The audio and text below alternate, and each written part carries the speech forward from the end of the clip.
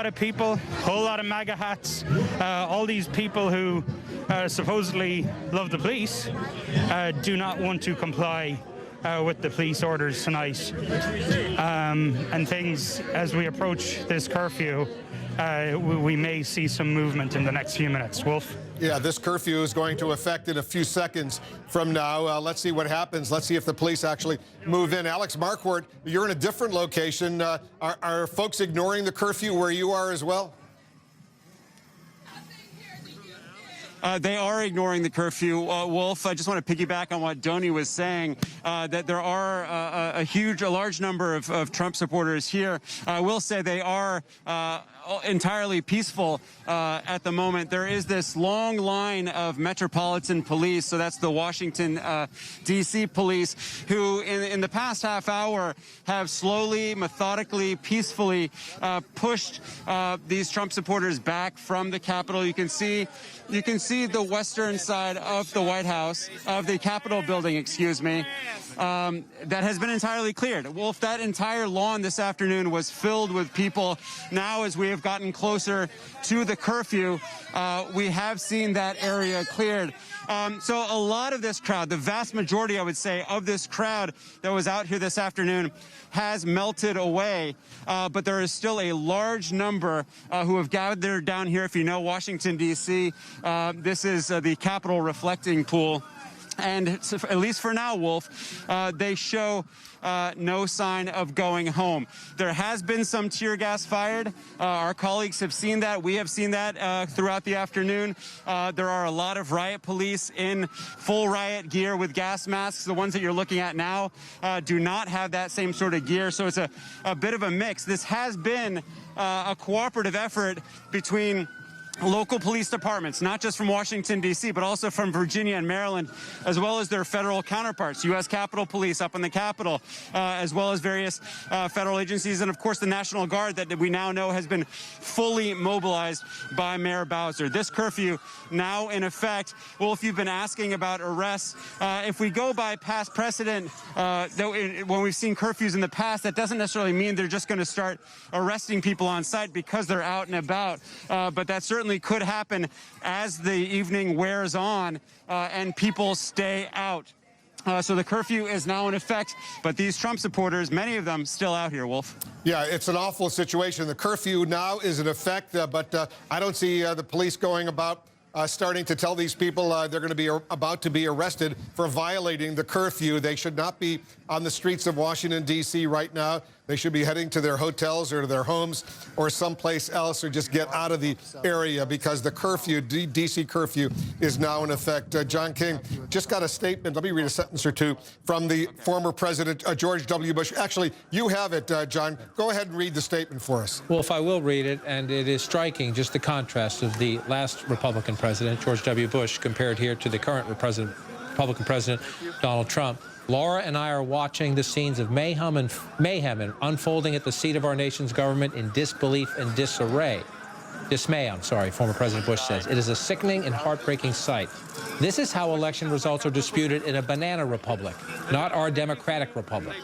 I am appalled by the reckless behavior of some political leaders since the election, and by the lack of respect shown today for our institutions, our traditions, and our law enforcement. The violent assault on the Capitol and disruption of a constitutionally mandated meeting of Congress was undertaken by people whose passions have been inflamed by falsehoods and false hopes. Insurrection could do grave damage to our nation and reputation. In the United States of America, it is the fundamental responsibility of every patriotic citizen to support the rule of law. To those who are disappointed in the results of the election, our country is more important than the politics of the moment. Let the officials elected by the people fulfill their duties and represent our voices in peace and safety. May God continue to bless the United States of America. Now, again, George Bush is not a perfect man, and he was not a perfect president, but Wolf, someone who understands, man himself, lost the popular vote, won the presidency. It was a controversial time, lived through the Iraq War, a very controversial time, but served 2 terms as president. In the middle there, he doesn't mention President Trump, but he says this assault today undertaken by people whose passions have been inflamed by falsehoods and false hopes.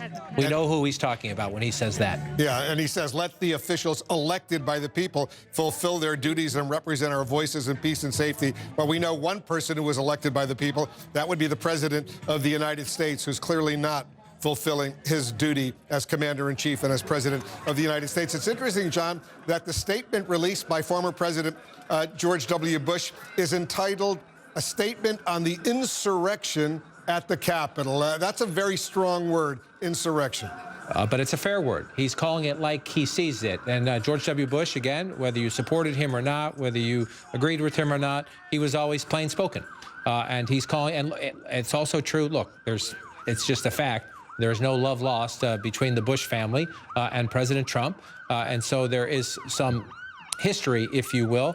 But remember, George W. Bush, a president for 2 terms, the son of a president who also served as vice president, a man who, again, you know, there can be a debate about his faults and policy, and people can have that debate. He so respected the office. He so respected the building. He so respected the institutions of government. He so respected the relationship. He so respected, even when he sparred with it, the news media.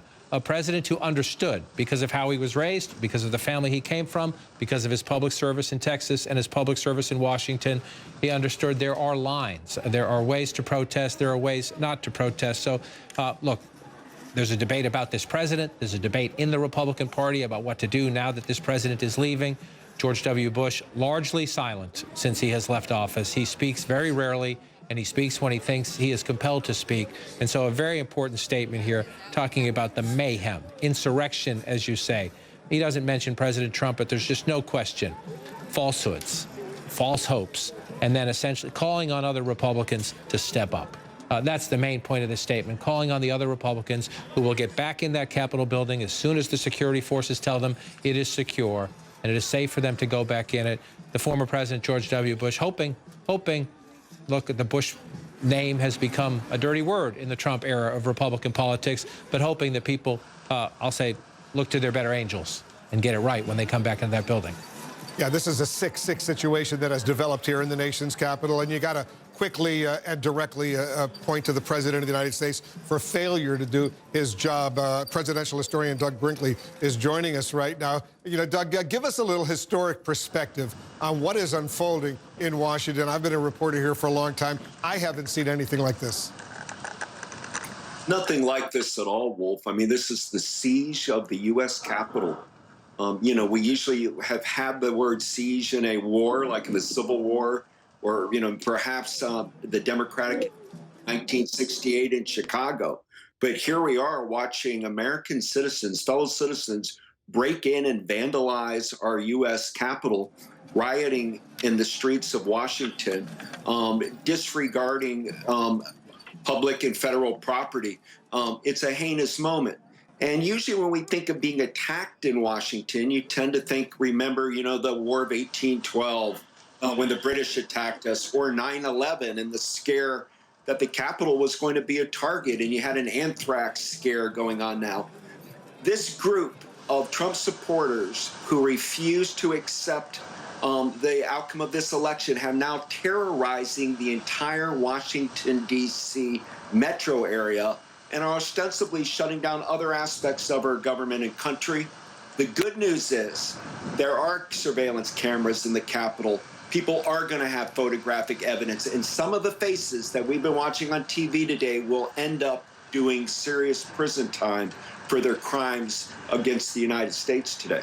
And what's your perspective, Doug, on the behavior of the current president of the United States, who has 14 days left in office?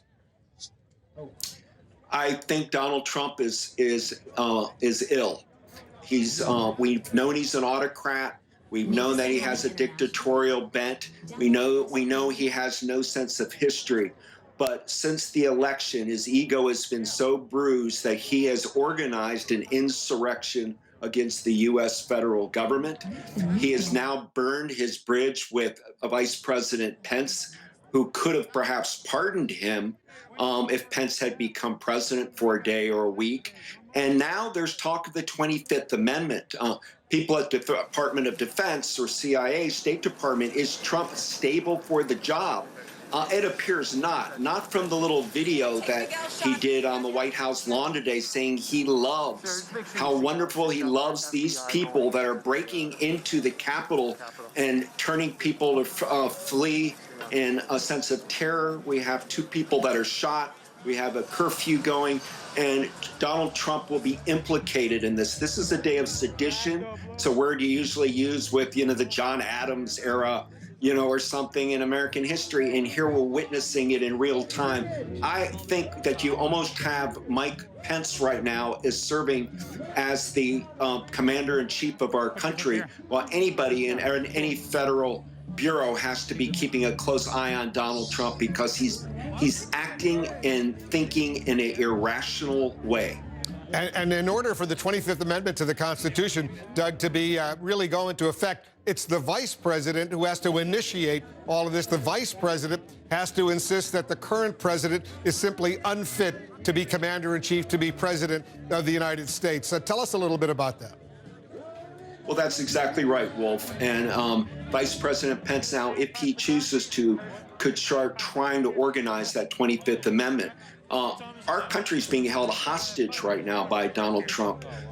Mitch McConnell and Speaker Pelosi can't even meet on the Capitol today. It was supposed to be the day of our great coronation to celebrate the beginning of a new presidency for Joe Biden and Kamala Harris. So I think we now have to go into our Constitution kit bag and find what we can do to control Donald Trump. And certainly the 25th Amendment is there. It's an extreme measure.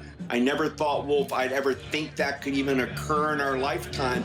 But we're living in very weird and strange times, as all the images of mayhem going on in Washington, D.C. shows us. Yeah, and if you want to appreciate how, let's say, unstable the president is right now, with only 14 days to go, look at this tweet that he just posted. And let me get your quick reaction, Doug, before I move on. This is what the president of the United States just said. Hard to believe, but I'll repeat it. These are the things and events that happen when a sacred landslide election victory is so unceremoniously and viciously stripped away from great patriots who have been badly and unfairly treated for so long. Go home with love and in peace. Remember this day forever.